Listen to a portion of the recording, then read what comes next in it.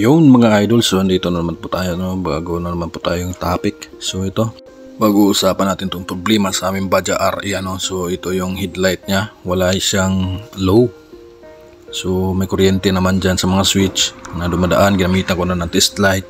So may kuryente na dumadaloy papunta sa mga switches.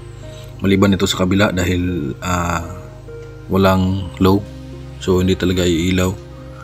Na-check ko na yung mga bulb, left and right, okay naman, high and low. Pero bakit walang ilaw? So okay ang switches, walang corrosion sa switches, walang putol sa mga linya. So naisipan ko na baka iba. Then I realized na baka merong relay. So yun nga ang hinanap ko. Pakita ko na sa inyo, yan. So nailaw yung park light, yung low wala. So walang low yung ating ilaw, ano. Ayan, ilipat natin sa high. Yan. So naka-high na siya. Yun, so gumagana na yung ating headlight. So mayroong high pero walang low. So iniisip ko is ito. Yan, relay. So hinanap ko kung nasaan yung relay ng headlight.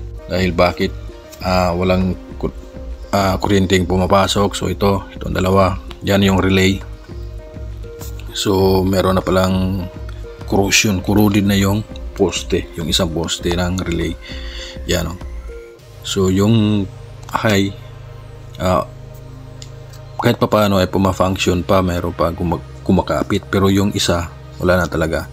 Talagang dead ball na siya, putol na, kinalawang na ng tuluyan. Yan, so wala na talaga. So ang gagawin natin is hanapan natin to ng pisa, bilhan natin, palitan natin. So pagkatanggal ko nga pala dito is pinalitan ko na lang ng dalawa dahil parehong naputol, natuluyan na. Yan, so ito pakita ko muna sa inyo. Yan, so makikita ninyo, ano, wala na talaga, putol na. Yun, oh, yung dalawa, wala na, kulang na ng poste. Dapat apat yan. So yun, bilhan natin ito ng bago, palitan natin. Dapat kasi apat yan dyan, oh. Pero wala na yung isa. Natili na doon sa sakit, hindi na mabunot. So gagawin natin, yung sprayan na, babad natin sa WD-40, then subukan tanggalin. Yan. So observe nyo, talagang wala na, sobrang kalawang. Hindi ko alam paano kinalawang, kasi lalo naman siya, siguro madadaanan siya ng tubig, kaya ganyan. Dahil katagalan, may mga dumi papunta dyan. Baka yun ang naging sanhi kung bakit naging corroded at tuluyan ng kinalawang at naputol na yung isang poste ng relay. Okay, so ito na, nakabili na tayo ng bago. So ito nga pala yung naiwan doon sa sakit. Yan, so dalawa yan, yung isa nahulog, hindi ko na makita, hindi ko na mahanap. So yan lang ang natira, pero dalawa yan magkabilaan. So sprayhan natin ulit ng WD-40, then kuskusin natin ng konti para kahit pa paano ay magkaroon naman ng kontak, ng merong kontak na malinaw, para lapat talaga yung relay na bago. Pagkaroon talaga sila ng kontak, no? So yan, kiskisa natin ng konti. Yan, kabilaan. So okay na yan. Bubuguhan ko sana ng hangin, kaso nasira yung compressor namin. So wala na. So ito na yung ipapalit natin na bagong relay. So siyempre, sa kasa tayo bumili, at yung binili natin is stock lang din. So pareho na relay, para wala na conversion dito na kabit.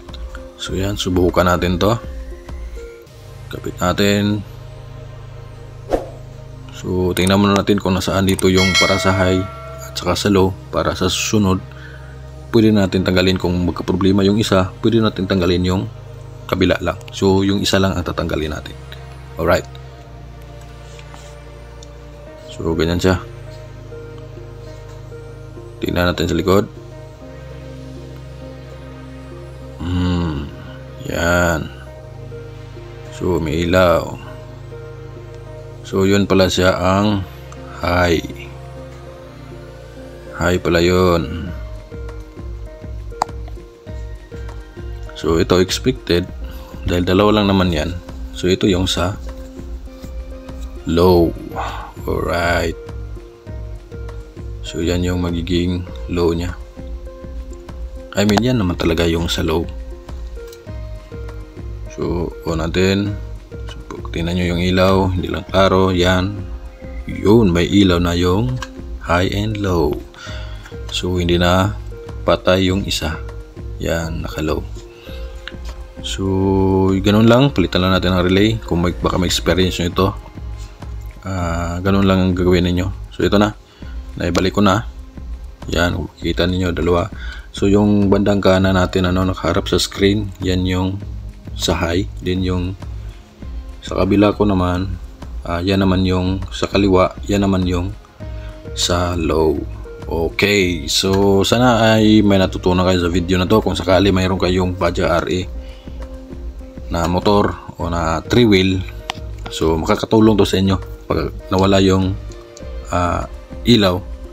Gaya nito, nawala din yung isa lang nawala tapos gumagana pa yung bulb. So pwede nyo ganyan to. So itong relay na luma, alam ko hindi pa to sira, yung poste lang. So hanapan natin o gawa natin ng paraan ng paggamit ulit. Subukan natin gamitin sa motor. Alright, ingat.